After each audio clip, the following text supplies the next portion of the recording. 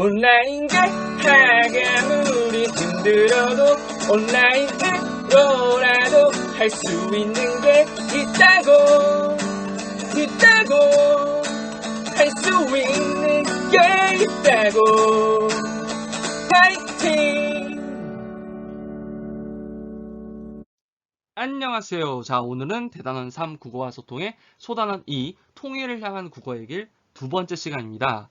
우리 지난 시간에는 이 단원에서 공부하는 내용에 대해서 선생님이 설명을 했었죠. 첫 번째, 글쓰기의 5가지 단계에 대해서 공부를 한다. 그리고 두 번째, 이 글쓰기의 내용인 통일을 향한 국어의 길에 대해서 남북한의 언어 차이에 대한 그런 세부적인 내용도 우리가 흡수를 해야 된다. 그래서 두 가지 차원, 글쓰기 단계라는 이론적인 내용, 그리고 내용적인 그 세부적인 내용인 이 통일과 관련해서 남북한의 언어 차이에 대한 내용, 이 두 가지를 우리가 다 공부하게 되는 약간 짬뽕된 단원이라고 했어요. 선생님이 지난 시간 선생님 수업에 대한 피드백을 여러분들한테 평소처럼 구글 설문지를 통해 받았는데, 여러분들이 이제 이런 얘기를 하는 친구들이 있더라고. 아, 생각보다 글쓰기가 어렵다라는 것을 알았다. 이런 의견들이 꽤 있더라고. 그러니까 선생님이 이제 어떻게 보면 수업에서 생각하지 못했던 역효과가 난 거죠. 글쓰기에 대해서 자신감을 가지고 글쓰기에 대해서 알려주려고 수업을 하는 건데, 오히려 여러분들은 아, 글쓰기가 정말 어렵구나. 아, 하기 싫어. 뭐 심하면 이런 생각까지 가게 된 거죠. 자, 그런데 이거에 대해서 선생님이 설명을 해주자면은, 지금 우리가 지금 보는 글의 성격이 좀 학술적이고, 그러니까 학문적이고, 좀 이렇게 자료조사도 해야 되고, 설명하고, 이런 글들이잖아. 이렇게 좀 자료를 가져와가지고 객관적으로 설명하고, 또는 주장하는 글. 이런 종류의 글들은 아무래도 좀 객관적이고, 논리도 탄탄해야 되고, 다른 사람을 설득하거나 정보를 쉽게 설명해야 되기 때문에 좀 글을 이렇게 좀 체계적으로 쓸 필요가 있어요. 그래서 이런 글쓰기 단계에 맞게, 그리고 각 단계에서 저번에 배웠던 글의 주제, 예상 독자, 그리고 목적, 매체 이런 것들을 고려하면서 계속 고쳐가면서 쓰는 그런 과정들이 중요합니다. 그런데 그렇다고 해서 여러분들이 아, 글쓰기는 어려워 이렇게 생각할 필요가 없는 게, 여러분들이 일기 쓰기를 할 때는 꼭 그렇게 막 계획적으로 쓰지는 않잖아. 막 자료 조사하고 막 그러진 않잖아. 그런 것처럼 일기 쓰기랑 비슷한, 일기 쓰기보다는 좀 더 교훈적이지만 그런 글이 우리가 예전에 배웠던 수필 같은 글 있잖아. 또는 우리가 시를 쓰거나 그런 글들을 쓸 때에는 우리가 좀 더 자유롭게 단계에 얽매이지 않고 편한 마음으로 내 감성에 자유롭게 쓸 수 있단 말이죠. 근데 우리는 지금 실용문, 좀 정보 전달이나 설득하는 글, 그리고 자료를 조사해서 활용하는 그런 글을 쓰는 과정을 공부하고 있기 때문에 뭐 비슷하게 뭐 보고서 쓰기도 있을 수 있겠고, 이런 글들에서는 좀 더 이렇게 체계적인 과정이 필요하고, 여러분들 이런 체계적인 글 쓸 때는 여러분들 이런 거 과제로 쓰라고 하면은 밑도 끝도 없어가지고 어떻게 쓸지 감이 안 잡히잖아요. 그럴 때는 확실히 이런 단계나 방법을 알려준다면은 여러분들이 좀 더 도움이 되겠죠? 그러니까 그렇게 긍정적으로 생각을 해보면 좋을 것 같아요. 여러분들이 뭐 일기나 수필이나 이런 문학적인 글을 쓸 때에는 이런 자료 조사 방법이나 뭐 단계가 없어도 그냥 편하게 쓸 수 있기 때문에 그럴 땐 그렇게 쓰면 되고, 그런데 이런 실용문이나 전문적인 글을 쓸 때에는 그냥 여러분들 자유롭게 쓰라고 하면 오히려 더 어려울 텐데, 이런 방법과 단계를 알려주면 좀 더 도움이 되겠구나, 이렇게 여러분들이 필요에 맞게 쓸 수 있겠다, 이렇게 좀 긍정적으로 생각을 하고 이 수업의 의미를 알아줬으면 좋겠습니다. 지금은 이제 원격 수업이라서 활동보다는 이론 중심이지만은 등교 계약을 하게 되면은 글을 써보는 그런 수업도 하면 좋을 것 같은데 뭐 과연 어떻게 될지 모르겠네요. 아무튼 수업의 서두가 좀 길었는데 다시 본격적으로 진행해 보도록 하겠습니다. 우리 지난 시간에 글쓰기 단계의 첫 번째, 두 번째, 첫 번째는 계획하기 단계, 두 번째는 자료 수집하고 그리고 내용 선정하는 단계, 그래서 이걸 다른 말로 내용 생성하기 단계라고 한다고 했었죠. 그 부분, 그 자료 수집하는 그 두 번째 단계를 하다가 말았어요.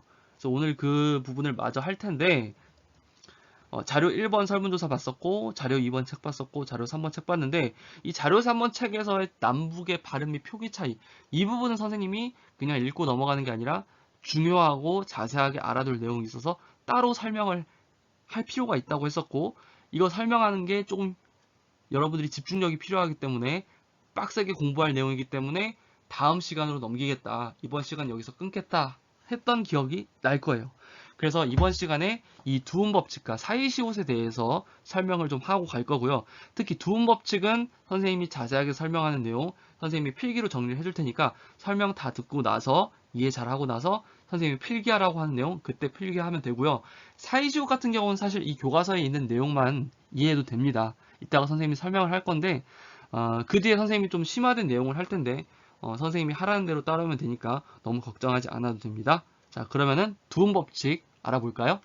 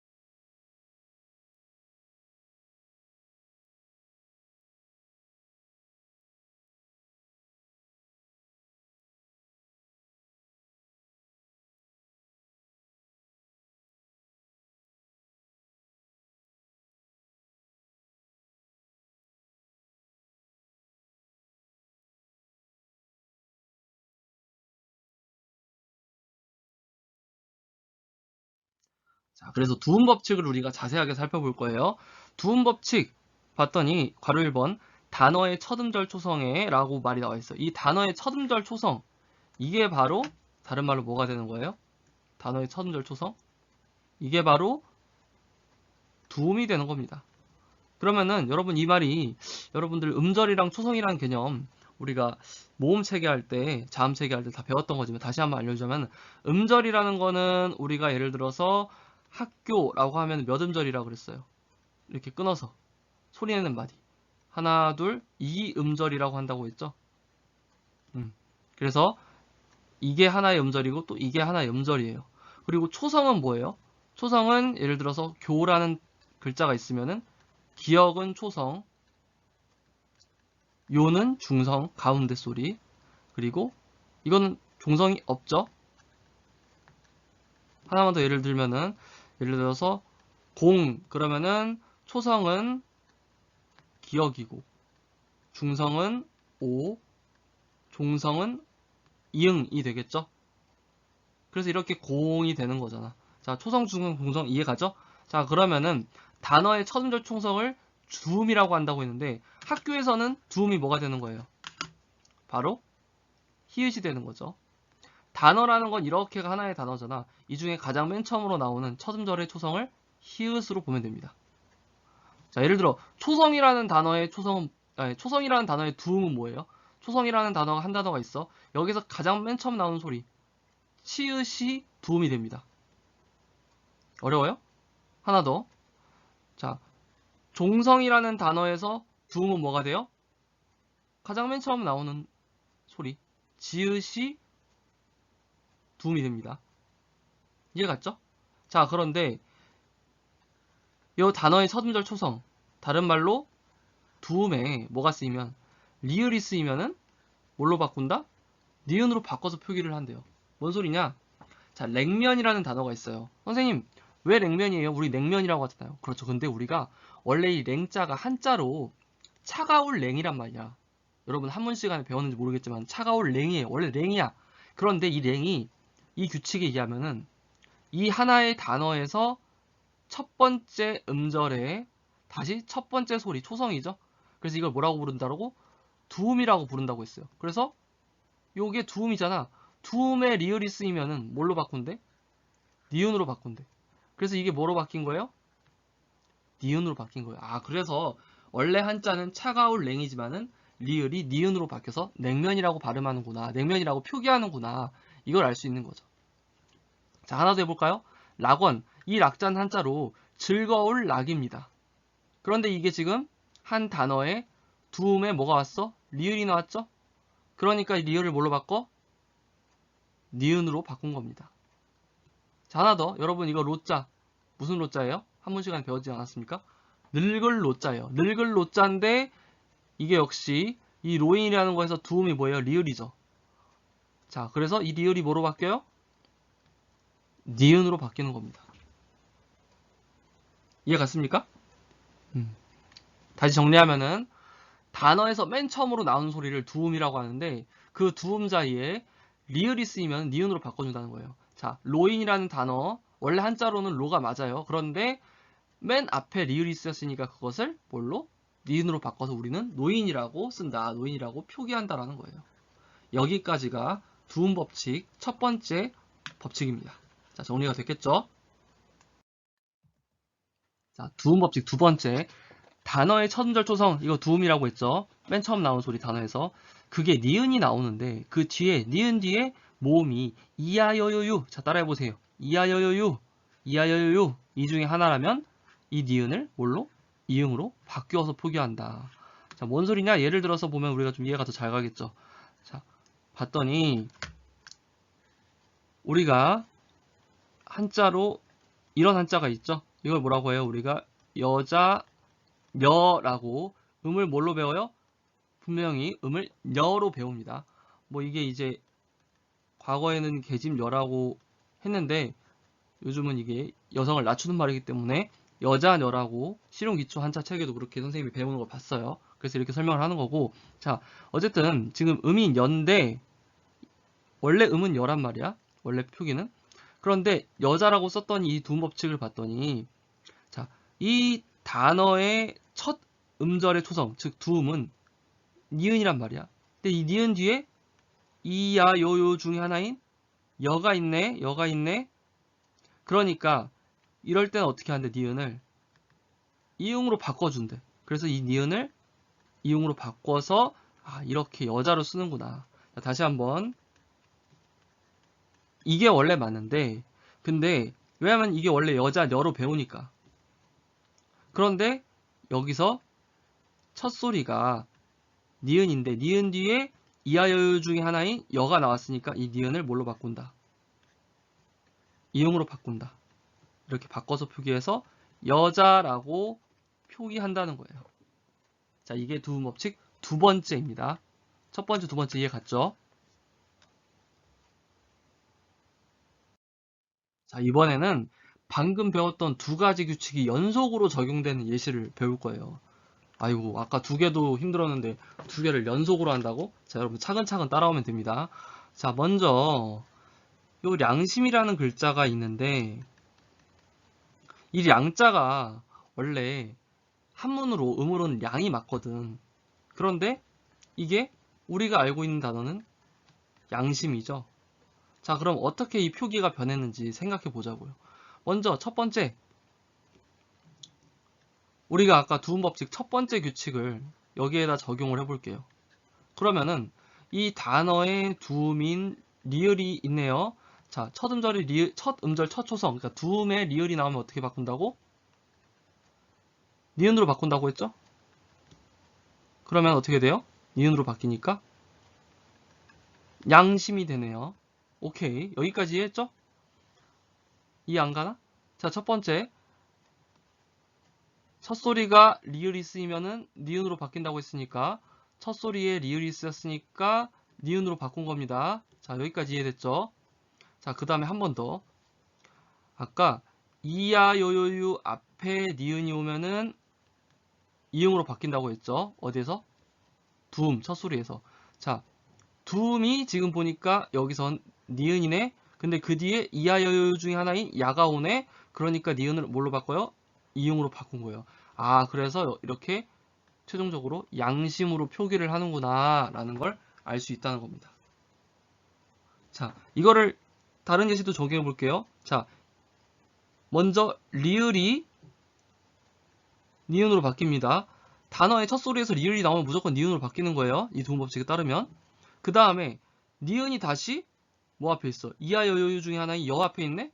그러니까 또 니은이 이응으로 바뀌어서 역사라고 표기한다. 자, 이 력자가 원래 한자의 음으로는 력이 맞거든. 여러분 이제 한문 선생님이 일일이 다 설명하기 어렵습니다. 한문 뭘 찾아보든 한문 선생님한테 여쭤보세요. 그 다음에 우리가 재료할 때 료자거든? 이 요리의 료자가. 그래가지고 이게 원래 음이 료인데 이것도 마찬가지로 첫 소리에 리을이 오니까 리을이 뭐로 바뀌어요? 니은으로 바뀌어요. 근데 그 니은 뒤에 뭐가 있어? 이하 요요 중에 하나인 요가 있네. 여기 요가 있네. 그러니까 니은이 또 뭐로 바뀌어요?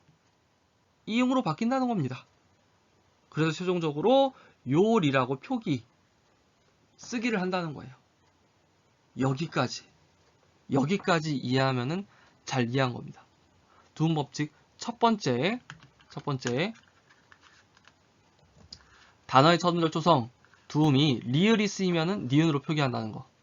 그리고 두 번째 니은 뒤에 이하여유 중에 하나가 있으면은 그 니은은 이응으로 바꿔준다는 거. 자, 여기까지 이해할 수 있겠죠? 이러한 두음 법칙은 한자어에만 적용이 되고요. 예를 들어 냉면, 낙원, 노인, 뭐 양심, 역사, 요리 이런 거 다 한자어죠. 그래서 이거 한자어라는 거 중요하고요. 그런데 이 두음 법칙이 북한에서는 적용이 안 된다는 거예요. 자, 예를 들어서 북한에서는 우리나라에서는 이기철이라는 사람이 있다고 하면은 북한에서는 이걸 뭐라고 해요? 리기철이라고 하죠. 왜? 원래 이 한자가 이게 원래 리자거든, 음이. 그런데 우리나라에서는 두음 법칙을 적용할 거 아니야? 그래서 리기철이라는 이름이 있으면은 일단 두음 법칙 1번 법칙에 의해서 리을이 뭐로 바뀌어요? 맨 첫 소리에 리을이 왔으니까 한자니까. 그래서 이렇게 바뀌겠네. 니은으로 바뀌겠네. 근데 다시 니은 뒤에 이가 있네. 요 이가 있네. 그러니까 두 번째와 적용해가지고 이렇게 니은이 없어져서 이기철이 되는 겁니다. 이게 우리 한국 남한의 방식이죠. 그런데 북한에서는 두음 법칙이 없기 때문에 이런 게 싸그리 없어지고 그냥 리기철로 표기를 한다는 겁니다. 북한에서는. 마찬가지로 예를 들어 뭐 님상태 이런 식으로 쓴다는 거지. 우리나라 같으면 어떻게 써? 남한 같으면은 임상태 이렇게 두음 법칙을 적용해서 쓰지만 북한은 이렇게 안 쓰고 림 이런 식으로 두음 법칙 이전의 상태를 쓴다는 겁니다. 왜? 북한은 두음 법칙이 없기 때문에. 자, 여기까지 남한과 북한의 차이 두음 법칙에 대해서 알아봤습니다. 두음 법칙 첫 번째 규칙 이해했고 두 번째 규칙 이해한 다음에 그거 두 개가 함께 적용되는 이런 단어들 살펴봤고요. 그런데 이런 거는 남한에서도 한자어에만 적용이 되고 북한에서는 한자어고 한자어 아니고 일단 북한에서 무조건 두음 법칙이 적용되지 않는다까지 알아봤습니다. 여기까지 두음 법칙을 정리한 내용을 이렇게 볼 수 있습니다. 여러분들 그러면 이제 이 화면에 있는 두음 법칙 정리한 내용 노트에다가 예쁘게 적어두도록 합시다. 적으세요. 교과서 149쪽으로 돌아와서 자료 3번의 책에서 방금 우리가 정리한 두음 법칙 이렇게 나와 있고요. 예시로 우리가 아까 봤던 예시 여자 남측에서는 두음 법칙 적용해서 여자 북측에서는 두음 법칙 적용하지 않아서 원래 한자음인 여자 여자의 여를 그대로 써서 여자라고 표기한다 라는 거 우리가 확인할 수 있습니다. 두음 법칙에 추가해서 남북의 발음 및 표기 차이로 우리가 알아야 할 것이 사이시옷입니다. 합쳐진 두 말 사이에서 소리가 덧날 때 남측은 사이시옷을 쓰지만 북측은 안 쓴다. 뭔 개소리요? 막 이해가 안 될 수도 있어요. 선생님이 차근차근 설명해 줄게요. 자, 합쳐진 두 말, 나루랑 배라는 두 가지의 말이 합쳐져서 나루배라는 말이 만들어집니다. 이해 갔죠? 나루랑 배라는 두 가지의 말이 합쳐져서 나룻배가 된다. 여기까지 이해 갔을 거예요. 그런데 나루랑 배를 한 번에 부드럽게 이어서 말하면은 그냥 나루배라고 말할 수 있잖아. 나루배. 그런데 우리는 나루배라고 안 하고 뭐라고 해요? 나룻배라고 한단 말이야. 빼. 이렇게 배가 빼로 된 소리가 나는데 이렇게 나루배를 나룻배라고 발음하는 걸 뭐라고 하냐면 소리가 덧난다고 합니다. 덧난다고 해요. 이렇게 소리가 덧날 때 나루배라고 안 하고 나룻배라고 할 때 이 사이에 나루와 배 사이에 시옷을 적어주죠. 이렇게 사이에 시옷을 적는다고 해서 이걸 뭐라고 부르냐? 사이 시옷이라고 부르고 남측은 이 사이 시옷을 적어준다는 겁니다. 그런데 북측은 보면 알겠지만은 그냥 나루를 적고 배를 적는 사이 시옷을 적지 않아요. 아무리 발음이 나루빼 이렇게 소리가 나도 북측은 이 사이 시옷이라는 것을 쓰지 않는다는 겁니다. 자, 다시 한번 얘기할게요. 나루랑 배가 합쳐져서 이렇게 두 가지 말이 합쳐질 때 나루빼 이렇게 소리가 덧나는데 이럴 때 남측은 사이시옷이라는 걸 이 시옷을 적어준다. 그래서 사이시옷을 쓴다. 하지만 북측은 사이시옷을 쓰지 않는다. 그래서 이렇게 남측과 북측이 위아래의 표기의 차이가 나타난다. 여기까지입니다. 그래서 다시 정리하면은 두음법칙이랑 사이시옷 이 두 가지 면에서 남측과 북측이 차이가 있다. 남측은 두음법칙을 적용하지만 북측은 적용하지 않고 남측은 사이시옷을 표기하지만 북측은 표기하지 않고 이렇게 두 가지의 차이 여러분 오늘의 중요한 내용이니까 잘 이해해 두도록 하세요. 두음법칙은 선생님이 필기도 따로 적어줬고요. 여러분들 여기까지 이해했으면 정말로 잘한 겁니다. 그런데 선생님이 심화 과정으로 사이시옷에 대해서 좀 더 자세하게 설명을 하려고 합니다. 여러분들이 고등학교에 가게 되면은 사이시옷이 시험 범위에 들어가 있다면은 꼭 문제로 나오는 부분이고요. 그리고 뭐 수능 국어 영역에서도 사이시옷 문제가 그 맞춤법 파트에서 심심치 않게 나오고요. 그리고 중학교에서도 이 사이시옷이 교과서에 들어가 있으면은 더 자세하게 실려있는 교과서도 많아요. 근데 우리 출판사에서는 지금 요 파트에서 사이시옷을 그렇게 자세하게 다루지 않고 그냥 두 말이 합쳐질 때 사이에 소리가 덧나면 사이시옷을 쓴다. 근데 북한에서는 안 쓴다. 이 정도만 나오고 있죠. 하지만은 선생님은 일단 시험에는 솔직히 말할게요. 시험에는 방금 배운 정도까지만 내고 지금 이 심화 과정은 내지 않을 거예요. 하지만 여러분들이 사이시옷에 대해서 좀 호기심이 있거나 제대로 배우고 싶다. 나 고등학교 가서 이어지는 내용에서 좀 어려움 없이 잘 적응하고 싶다. 아 이거지? 맞아 이런 거였어 하고 스무스하게 넘어가고 싶다 라고 한다면은 지금 설명을 잘 들어두면 좋을 겁니다. 만약에 좀 어렵다 싶으면은 그냥 이런 게 있구나 하고 넘어가면 되겠어요. 자 그럼 설명해 보겠습니다.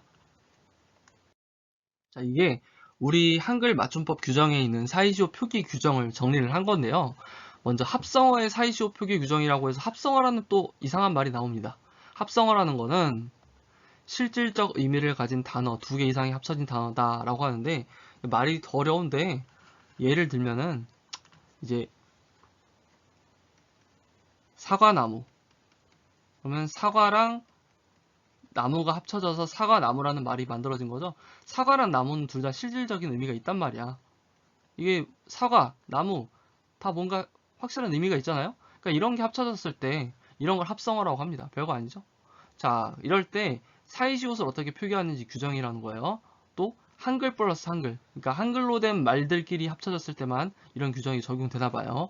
자, 첫 번째 1번 뒷말의 첫소리가 된소리로 되는 거 봤더니 나루랑 배 둘 다 실질적인 의미가 있죠. 나루랑 배가 합쳐졌더니 나루 빼 방금 우리가 선생님이 앞에서 설명한 대로 빼 라고 하면서 요 배가 빼 이렇게 된소리로 나는 것을 알 수 있어요. 자 이럴 때 뭐한다? 사이시옷을 표기한다는 거예요. 이거 왜 표기하냐면은 이런 거야. 만약에 나루배로 그냥 표기를 해봐. 그럼 우리가 이거 보고 발음을 어떻게 하겠어? 나루배라고 해버리겠지. 그런데 우리 실제 발음은 어떻게 해? 나룻배가 맞는 발음이잖아. 그러니까 맞는 발음을 하기 위해서 표기 쪽을 건드려 버린 거야. 어떻게?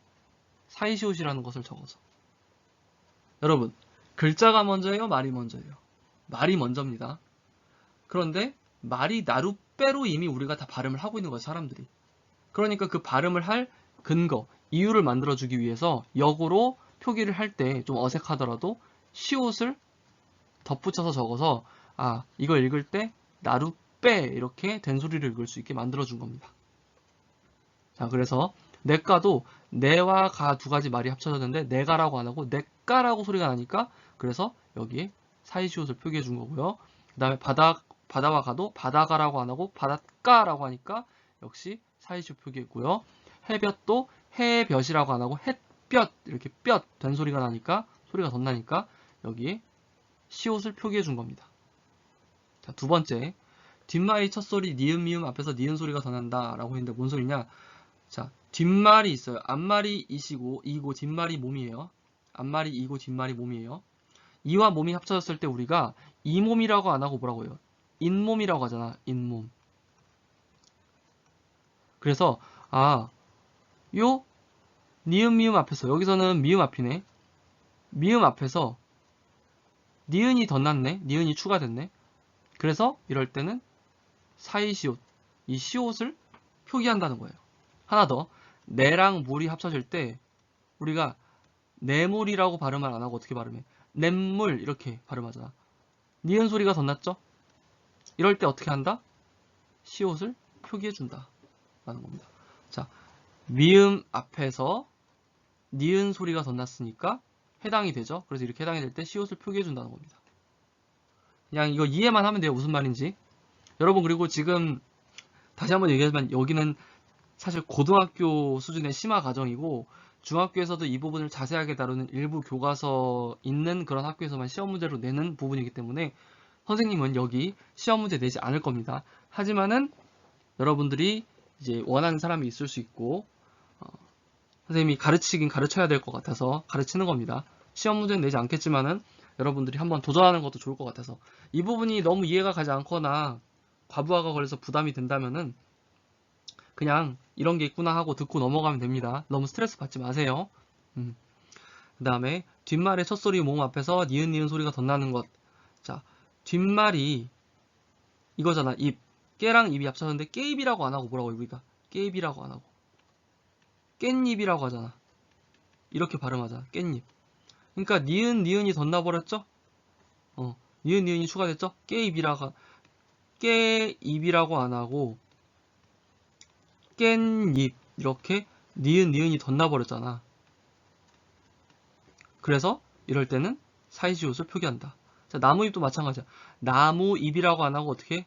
나뭇잎이라고 발음하잖아. 그래서 이럴 때는 시옷을 표기한다. 사이시옷을 표기한다. 라는 거예요. 이렇게 우리 국어 발음이 두 개의 단어, 실질적인 의미를 가진 두 개의 단어가 합쳐질 때 소리가 덧나는 경우, 구체적으로는 된소리 나는 경우, 니은이 하나가 덧나는 경우, 니은이 두 개가 덧나는 경우가 있는데 이럴 때는 그 덧나는 근거를 만들기 위해서 표시를 해준다. 그 표시를 사이에 시옷을 이렇게 표기해서 이걸 뭐라고 한다? 사이시옷 표기라고 한다. 라는 겁니다. 여기까지. 요 사이시옷 이 심화 과정 내용은 다시 한번 얘기하면 스트레스 받지 마시고 그냥 이런 게 있구나 하고 넘어가면 됩니다. 여러분들이 고등학교에 가서 충분히 시달리게 될 테니까 미리 시달릴 필요는 없어요. 선생님 여러분들에게 고통을 주려고 알려준 건 아니야. 자, 그래서 여기는 여러분들 적지 않아도 됩니다. 지금 이 필기는 적지 않아도 되고 난 욕심이 있어서 이거 이해한 김에 아까우니까 좀 잘 적어놓고 한 번은 보고 싶다. 나중에 고등학교에 가기 전에 도움을 받고 싶다.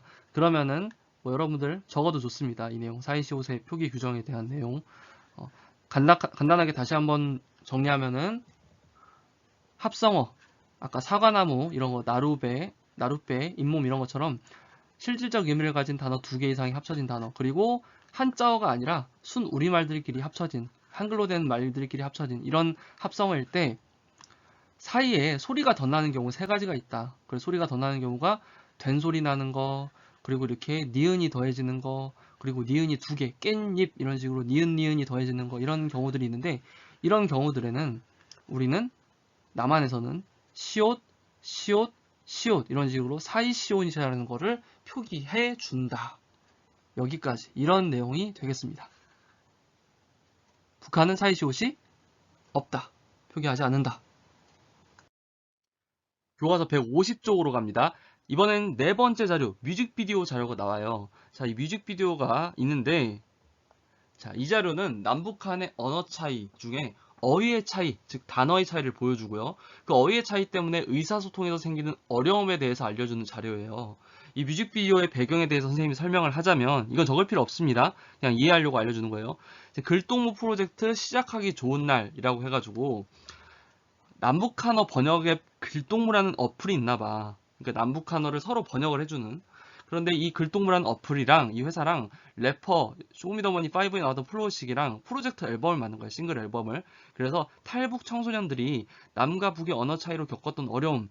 언어가 다르니까 우리나라로 이제 탈북해서 와가지고 살아가는데 이제 의사소통이 잘 안 되는 어려움이 있었겠죠. 그런 경험담을 직접 랩 가사로 적고 쇼미더머니 5 출연했던 이 플로우식이란 래퍼가 이들에게 이제 랩 알려주는 멘토가 돼가지고 프로듀싱 해줘가지고 이 희망을 이야기하는 노래를 이 싱글 앨범을 완성을 해줬다는 거예요. 그래서 이 탈북 청소년들의 진심 어린 가사 그리고 플로우식의 뭐 따뜻한 마음과 열정을 뮤직비디오에서 확인할 수 있다. 뭐 이렇게 홍보 내용이 있는데 여러분들한테 이거 뮤직비디오 영상을 직접 보여주면 참 재밌고 좋을 것 같은데 이게 지금 유튜브에도 이 영상이 없고 이제 음원 사이트 같은 데서 검색하면 나오긴 하는데 음원 사이트에서 영상을 틀려면은 선생님도 유료로 그 사이트에서 멤버십이 가입되어 있거나 비용을 내야지 뮤직비디오 전체를 볼 수 있더라고요. 그래서 이건 여러분들이 궁금하면은 전체를 보지 못하더라도 여러분들이 네이버에서 검색하면은 1분 미리 보기 정도는 뮤직비디오 볼 수 있으니까 어떤 느낌인지 궁금하면 여러분들이 직접 찾아보기를 바랍니다. 그래서 여기 뭐 가사 보면은 이런 식으로 가사가 있어요. 동무들과 신나게 축구 시합했어. 연락하라 고함치며 신호 보냈어. 나한테 공을 왜 안 주는 건데 연락이 아니라 패스 패스 패스 뭐 이런 내용이 있습니다. 그러니까 축구 경기 용어도 다르다는 거지. 우리는 헤이 패스 패스 이렇게 하는데 북한에서는 패스라는 말을 안 쓰고 연락한다고 해가지고 헤이 헤이라고도 안 하겠네. 어이 연락해 연락 여기 연락해 이렇게 한다는 거지. 이렇게 용어가 다르니까 축구할 때도 의사소통에 어려움이 있었는데 그런 경험을 이렇게 랩 가사로 적었다라는 겁니다. 이 탈북 청소년들이. 자, 그래서 이제 이게 뭔 내용인지는 알았을 거고. 자, 이쪽을 보니까 뮤직비디오를 인쇄 매체에 실을 순 없으니까 북한 이탈 청소년이 어려움을 겪었던 내용만 예로 활용해야지. 이게 무슨 말이냐면은 지금 이 뮤직비디오를 내 글의 자료로 실으려고 생각을 해봐도 지금 내 글은 매체를 어떻게 하기로 했어 저번에? 학교신문이라는 인쇄 매체에 실기로 했잖아. 그런데 학교신문은 종이인데 거기에다 뮤직비디오를 틀을 수 있어요? 뮤직비디오는 영상인데? 불가능하잖아. 그래서 이 내용을 정 쓰고 싶다면은 뮤직비디오를 그대로 쓸 수는 없고 이 북한 청소년이 어려움을 겪었던 이 사례, 이 내용만 그냥 가져와서 예시로 설명할 때 활용해야겠다라고 이렇게 자료 활용의 방법을 생각했다는 겁니다. 자, 150쪽 이어서 아래에 자료 5번 책이랑 누리집 왼쪽에 있는 게 이제 인터넷 홈페이지에 있는 내용이고 오른쪽에 있는 게 권순희 작가의 남북의 언어 차이가 있나요? 라는 책에 나와 있는 내용인데 이런 자료들을 활용을 하려고 한번 확인했다는 거예요. 그런데 이쪽에 이 친구가 생각한 내용을 보니까 생활용어나 오해하기 쉬운 표현을 예로 들면 독자들이 관심을 가질 거야. 우리 지난 시간에도 여러분들이 지난 시간 수업한 내용에 대해서 설문조사를 한 걸 선생님이 확인했더니 여러분들이 지난 시간에 나왔던 그 아가씨한테 북한에선 아재라고 부른다. 근데 한국에서 아가씨한테 아재라고 불렀다가 뺨 맞는 수가 있다. 선생님이 이런 예시를 드는 게 교과서에 나왔었는데 여러분들이 그거에 대해서 굉장히 흥미를 가지고 인상 깊었다고 설문에 적었더라고요. 그런 친구들이 많이 있었어. 그것처럼 그런 표현들을 이렇게 자료로 활용한다면 독자들이 관심을 가지지 않을까라고 생각을 해서 이렇게 자료를 선정하는데 생각을 할 수 있다는 얘기입니다. 자, 이 자료를 이제 우리가 한번 확인을 해보면 남한이랑 북한 이렇게 있어요. 자, 주거에 관련된 용어들. 남한에서 노크라고 하는데 북한에서 손기척. 노크라고도 같이 하긴 하나 봐, 북한에서. 그리고 화장실을 북한에서 위생실이라고 하고, 냉장고를 북한에서 냉동이라고 하는데, 자, 왜 냉이라고 안 하고 랭이라고 하는지, 우리 방금 공부한 내용, 무슨 법칙? 두음 법칙 때문이죠. 남한은 차가울 냉자지만 한자가, 두음 법칙 때문에 냉자가 냉자로 바뀌고, 북한은 랭자가 냉자로 바뀌지 않고 그대로 랭으로 쓰인다는 거예요. 자, 지금 이 내용 이해가지 않으면은 앞에 두 법칙 다시 한번 들으면 됩니다. 자, 그 다음에 인간관계에 대한 내용. 남한에선 단짝 친구 할 때 단짝을 북한에서는 딱친구라고 부르고 남한의 거짓말을 북한에서는 거짓말 꽝포라는 말도 쓴다고 합니다. 자, 그리고 남한에서 가르치다라는 말을 북한에서는 배워주다라고 하고 소풍을 북한에서는 들놀이나 원족, 볼펜을 원주필이라고 하고 우리 수학 시간에 배우는 용어, 수학 용어, 빼기를 덜기라고 하고 교집합, 여러분들 교집합 배우나요? 중학교 때? 선생님이 수학교육 과정을 잘 모르겠네. 이거를 북한에서는 교집합을 사귐이라고 한다고 합니다. 우리 입장에서 좀 신선하죠? 특이하죠? 이런 차이가 있다는 거고, 우리가 봐도 이런 예시들 굉장히 특이하고 신선하고 좀 눈에 띄잖아? 그러니까 이런 걸 쓰면 독자들이 관심을 가질 거라는 거고요. 자, 오른쪽 책에 있는 자료 봤더니 형태나 발음이 같은 단어라도 의미가 다른 사례가 존재한다. 예를 들면 수갑, 머머질, 소행이라는 단어의 의미는 남한과 북한이 다르다. 남한에서는 수갑이 죄인의 손에 끼우는 고리를 뜻하지만 여러분 다 알고 있죠. 그런데 북한에서는 손에 끼는 장갑을 의미한다. 그냥 장갑이라는 얘기야, 북한에서는. 그 다음에 남한에서는 뭐뭐질, 직업이나 직책에 비하하는 뜻을 더하는 점비상, 그러니까 비하하는 뜻이 있어. 도둑질 같은 것처럼. 그런데 북한에서는 비하하는 뜻이 없는 긍정적인 의미로 사용한다는 거예요. 이렇게 차이가 있다. 그 다음에 소행 역시 남한에서는 이게 누구 소행이지? 이제 좀 보통 착한 일이나 칭찬받을 만한 일이 하지 못했다고 상대방을 꾸짖는 표현. 뭔가 잘못했을 때 누구 소행이냐 이렇게 물어본단 말이야. 그런데 북한에서는 착한 소행이다. 소행상을 타다. 소행이 얌전하다 이런 것처럼 소행을 긍정적인 의미로도 사용한다는 점에서 이렇게 같은 단어가 남한이랑 북한에서 다른 성격으로 쓰인다는 거예요. 자, 그럼 우리가 이렇게 남한이랑 북한의 어휘 차이를 알려주는 자료 이런 것들을 우리가 살펴봤습니다. 자, 더 아래로 가서 150쪽 이어서 이번엔 자료 6번 신문 기사에 대한 내용입니다.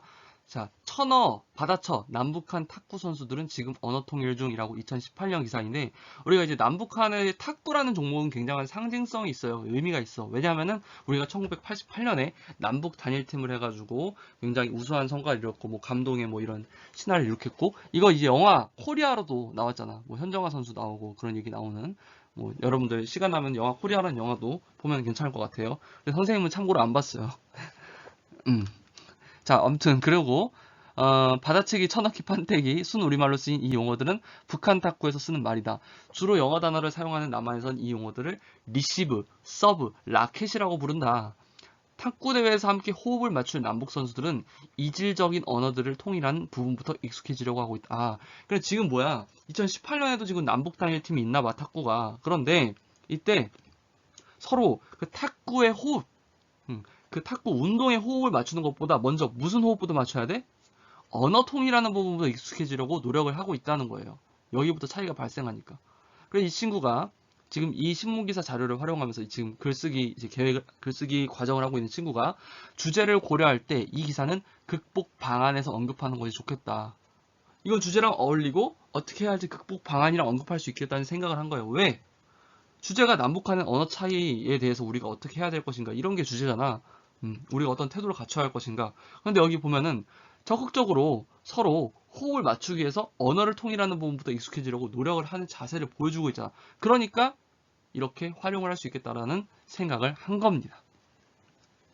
그래서 이 자료는 순우리말을 주로 쓰는 북한과 외래어를 주로는 아니지만 어쨌든 외래어를 받아들여서 쓰고 있는 남한의 언어의 차이를 보여주는 자료라고 할 수 있습니다. 151쪽으로 넘겨서 자료 7 신문 칼럼 보겠습니다. 남북의 언어 예절, 그러니까 표현상의 예절에 대한 내용이에요. 또 표현에서 어떤 차이가 있나 봐야지. 남북이 자주 만나고 교류하게 되었을 때 남북의 언어 예절이 달라서 생기는 문제를 생각해 봐야 한다. 예절이 다르다는 거야. 단어의 의미 차이보다도 화법, 그러니까 말하는 방식, 표현의 방식 등의 차이가 더 큰 오해를 일으킬 수 있기 때문이래요. 남한 사람들이 흔히 사용하는 우회적인 표현, 우회적인 표현은 이제 돌려 말하기를 얘기하는 거죠. 직접적으로, 직설적으로 얘기하지 않고.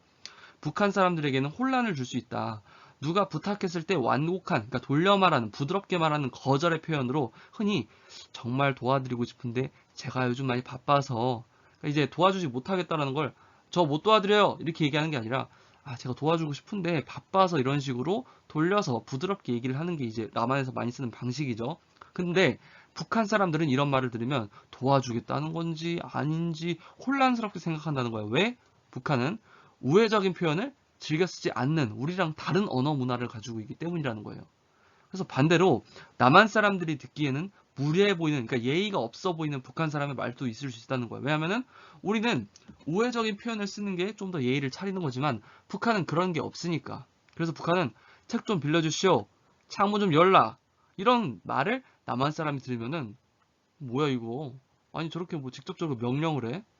좀 좋게 좋게 돌려 말할 수도 있잖아. 이런 식으로 불쾌감을 느낄 수 있다는 거예요. 그러나 북한 사람은 이게 순수한 부탁의 의미로 이런 말투를 사용하는 것이기 때문에 이런 차이와 어려움이 생길 수 있다라는 이런 칼럼의 자료가 있다는 겁니다. 자, 그러면은 이 자료 쓸만해요, 안 쓸만해요? 쓸만하죠. 남북한의 언어 차이를 보여주는 굉장히 좋은 자료니까 지금 이 글의 주제랑 관련이 있습니다. 그래서 이 친구가 생각을 했어요. 이 자료를 바탕으로 하여 남북의 언어 문화가 서로 다르다는 걸 언급해야겠군 이러면서 이 자료를 어떻게 활용할지 생각을 했습니다. 자, 지금까지 저번 시간부터 그 자료 수집 단계에서 시작했던 자료 1번부터 7번까지 살펴보면서 이 친구가 선정한 자료에 대해 정리를 한 겁니다. 그래서 내가 글에 이런 내용에는 자료 1을 써야지, 이런 내용에는 자료 3을 써야지, 이런 내용에는 자료 4번과 5번을 써야지, 이런 것들을 지금 정리를 한 거예요. 보면은 자료 2번이 빠져있죠. 왜? 지난 시간에 우리가 자료 2번을 볼 때 주제와 관련이 적기 때문에 이거는 적합하지 않아서 쓰지 말아야겠구나. 그런 과정이 있었기 때문에 여기에 이렇게 반영이 된 겁니다. 나머지는 다 이런 식으로 쓰면 되겠다. 이런 식으로 써야겠다. 이런 내용들이 있었죠. 그래서 여기에 이렇게 정리를 할 수 있습니다. 자, 하은이가 자료를 수집하고 선정하면서 겪은 문제 어떻게 해결해 나가는지 지금까지 과정을 한번 쭉 정리를 해볼게요. 151쪽의 아래 부분. 자, 어떤 자료를 찾아야 하는 거야? 라는 거에 대해서는 주제와 관련해서 알고 있는 내용, 알고 싶은 내용 정리하고 그 마인드맵도 그려보고 그런 내용이 나왔죠. 그리고 나서 인터넷, 텔레비전, 책 등 다양한 매체에서 주제와 관련된 자료를 찾아봤어요. 그런 다음에 이제 자료를 찾았으면 그거를 선정, 고르는 작업을 해야 되잖아. 그래서 고를 때는 뭘 고려해야 되냐?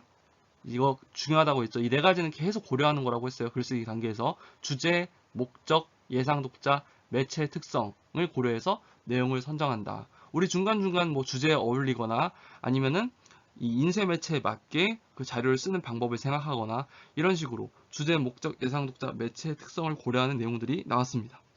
찾은 자료 가운데 어떤 자료가 필요 없는지, 어떤 자료가 부족한지 이런 것들을 판단하는 내용들이 나왔었어요. 필요 없는 거는 선정하지 않고 뺐었죠. 그 다음에 자료 2번, 문제 2번. 자료를 수집하고 선정하는 과정에서 부딪힐 수 있는 문제를 더 생각해보자. 지금 우리가 아까 봤던 그 과정에 나오지 않았던 또 다른 문제가 무엇이 있을 수 있을까? 자료를 수집할 때 이 자료가 글을 쓰는 목적에 맞는 자료인지 판단하기 어려울 수도 있고요. 그러니까 목적과 관련해서 고민할 수도 있어요. 또 찾은 자료 가운데 핵심적인 자료가 무엇인지 모르겠다. 그러니까 비슷한 자료들이 많으면 결국에는 모든 자료를 다 활용할 수는 없으니까 그 중에 가장 핵심적인 걸 골라야 될 거 아니야. 그 고르는 그 문제를 만날 수도 있다는 거예요. 그때도 역시 자료의 성격이나 주제, 목적, 예상 독자, 매체의 특성을 고려해서 잘 해결을 해야겠죠. 여기까지 내용, 이거 교과서에 여러분들 적도록 하세요. 자, 이렇게 해서 우리가 글쓰기 단계 중에 두 번째 단계인 자료 수집하고 선정하기, 다른 말로 내용 생성하기 단계를 살펴봤습니다. 여기서 우리가 만날 수 있는 문제는 어떤 내용을 글에 담을까? 어떤 자료를 찾아야 하는 거지? 이런 것들을 우리가 고민하게 되고 그걸 해결하기 위해서 주제와 관련해서 마인드맵도 활용했고요. 인터넷 책, 신문 등을 찾아봤고요. 그리고 이때 자료를 찾은 다음에 고를 때, 내용 선정을 할 때는 주제, 목적, 예상 독자, 매체 등을 고려한다는 걸 우리가 살펴봤습니다. 이 내용은 이미 책에 정리된 내용이기 때문에 여러분들 굳이 안 적어도 되고, 그래도 난 이렇게 한눈에 좀 깔끔하게 보고 싶은 내용이 필요하다. 그러면은 여러분들 노트나 책의 빈칸에다가 적어두면 좋을 것 같습니다. 여기까지 우리가 글쓰기의 5가지 단계 중에 두 번째 단계, 자료 수집하고 자료 선정하기 단계, 다른 말로 내용 생성하기 단계까지 살펴봤고요. 그리고 그 단계 속에서 여러 가지 자료들도 살펴보면서 그걸 통해서 남북한의 언어 차이, 이거에 대해서도 우리가 구체적으로 살펴봤어요. 특히 오늘은 두음법칙과 사이시옷이라는 두 가지, 북한에서는 적용되거나 쓰이지 않지만 우리 남한에서는 나타나는 이 두 가지에 대해서 공부를 했는데, 특히 두음법칙은 선생님이 자세하게 설명한 내용까지 여러분들이 알아야 한다고 했고 시험 문제 낼 수 있다는 얘기입니다. 그리고 사이시옷 같은 경우는 선생님이 너무 깊이 있게 시험 문제 내진 않고 교과서에 나온 내용 정도는 낼 수 있다, 이렇게 말을 하겠습니다. 자, 여러분들 오늘 정말로 수고 많았고요. 다음 시간에는 다음 글쓰기 단계부터 또 우리가 힘내서 공부해 보도록 하겠습니다. 자, 여러분 수고했어요. 안녕!